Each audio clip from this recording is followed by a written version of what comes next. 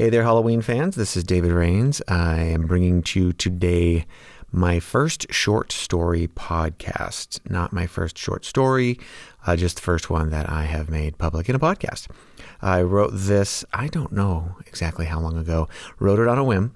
It was something I wrote out of a desire to create an atmosphere, the kind of atmosphere that I really enjoy around Halloween. I really gravitate towards ghost stories, spooky stories, haunted house stories, and when it comes to Halloween ambiance, if we want to put it in those terms. So, hopefully I can do my own work justice. Hopefully the work does itself justice. And if not, well, then you can laugh and ridicule and snicker all the way through this listening. But hopefully it brings you a little bit of pleasure too in a more sincere way. So here we go. This is Shudders Creek, written by yours truly. And off we go.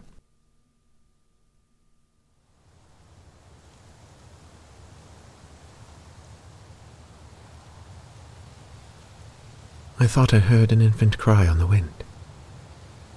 The late autumn wind that whispered to me sickly sweet promises as I trod through the dying amber forest and fading light of dusk. Damp scents that once played agreeably in my nostrils carried this evening the deepest dread. Shadows absent in the cloudy daylight gloom crept out from behind trees and boulders as the not quite full moon forced its way through a tear in the crumpled sheet that draped the sky. The wind and damp air, the crunch and rustle of dead foliage under my boot heels, and the failing daylight played havoc with my senses. Behind me the farmhouse fell farther away, and the flickering lights of the distant township teased me with deceitful nearness. As I crested each hill, I allowed myself the delusional hope that I would see the edge of Shudders Creek and be in the embrace and protection of my homestead.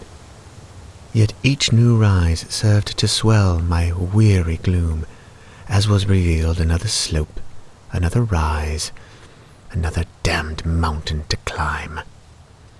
All the while the air grew thicker, more oppressive, and the wind grew colder and colder, biting at every exposed nerve until even the warm pockets of my underarms could afford no protection for my benumbed fingers.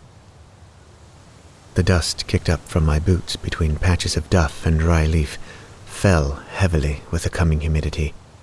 Even so, I could smell damp soil all the way to the back of my throat, provoking a raspy cough that seemed to brew within my gelid lungs.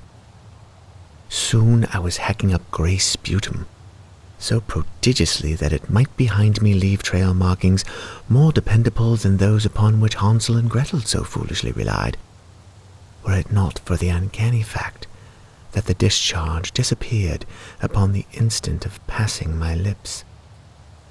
Not that I ever desired to tread this particular stretch of forest again. Though the farmhouse lay behind me, and the glow of the creek beckoned, I felt no comfort. What comfort was to be found in the horrible truth? A truth from which no measure of pinched skin can awaken me. I gasped as a stinging flash of light seared my eyes. The storm that had been brewing since I left the farmhouse now vowed to sopten me with a coming deluge. What would it matter? I could not be more pitiful, nor could any man. Unabashedly I moaned aloud my sorrow, and a nearby crow took flight. Not even the animals wished to keep company with me. What deserves them the privilege of never knowing my grief? So my journey went, in dismal solitude. Another rise promised salvation, another promise shortly broken. The sky was quite dark now, save the moonlight burning through gossamer clouds above.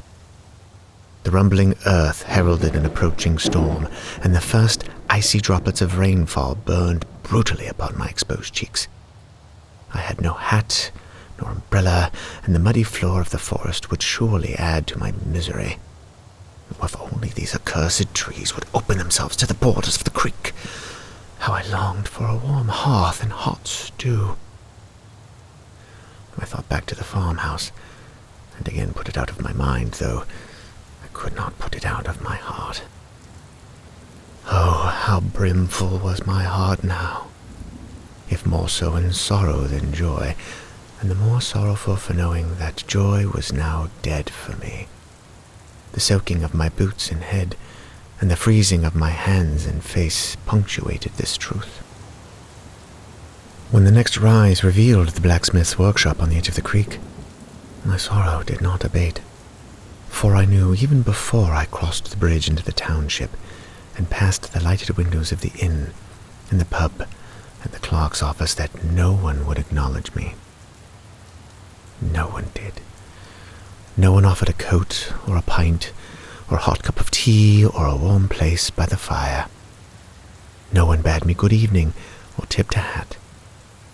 Jessel, the stable hand, approached and nearly collided with me, yet he said not so much as beg your pardon, and in fact quickened his pace as he hurried by.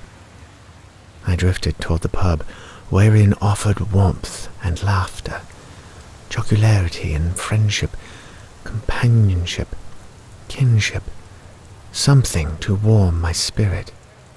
It drew me as a soft bed in a sleepy fog, and to it I yielded.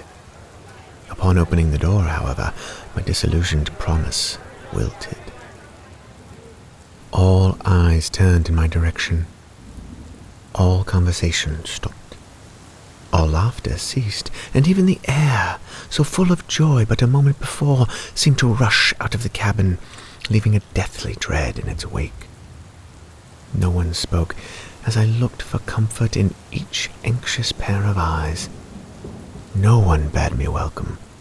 They simply stared, as though through an empty doorway. Lars, the pubkeep, stepped out from behind his counter and strode warily in my direction. I, in turn, stepped warily back. With a quick glance behind me, he turned his back and shut the door in my face without so much as a look in the eye. I could not blame them for not desiring the displeasure of my company. A soul as wretched as I would find no quarter should he come to me in search of refuge. A stray dog, matted and smelly with earth and weathering, would find itself more welcome with these folk than ever I would. This fact was underscored when Tobin, my oldest and dearest friend in the creek, passed me with naught but a sideways look of bewilderment and dismay before entering the pub to the sound of cheery welcome. What use was in remaining here? There was not a one in the creek would welcome me, ever again. I determined, therefore, to return to the wood, perhaps to the farmhouse. I would count out my days in misery and christen myself pariah. The rain cruelly mocked my state.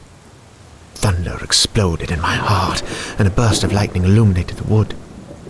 Winter branches hung like gallows, and here and again I perceived the form of some condemned soul swinging damnably from their black arms. A pitiful moan escaped me, but there was now no life in the forest to chase away. Did the storm drive them to shelter, or did they flee sensing my approach? My flesh was rotting from soak, white and soft and formless. Blue lines stood out on my hands and forearms. My march seemed risibly futile, but I kept on, nevertheless. The farmhouse was as good a place as any to seek shelter. No one would look for me there. No one would even venture there. Thus, no one could shun me there. Over the next rise, another flare of light from the blackened sky illuminated something in the forest ahead of me. It was a form, a figure, of a woman in black. Her face was pale, bloodless. Her hair was matted and stringy, black and sticky against her face. The hem of her dress was in shreds, and her tattered black bonnet hung loosely from her throat. In her arms she cradled an infant. She held it with care, yet looked not once at its tiny body. I thought to go to her, but a dark misgiving stayed me. She clearly saw me, for she could scarce take her eyes off me, but she made no move to seek my company or assistance. I, for my part, advanced not toward her. Unlike the soul and vitality that burst from the pub walls at Shudders Creek, this apparition gave not the slightest glow of life. Indeed, her mere presence seemed to deepen my sorrow and apprehension. The discomfort offered by the rain, the muddied earth, and desolate exile did not measure with the empty abyss offered by this pitiable creature. All woods are said to be haunted. These were no exception. I say this because I recognized the grey spectre immediately.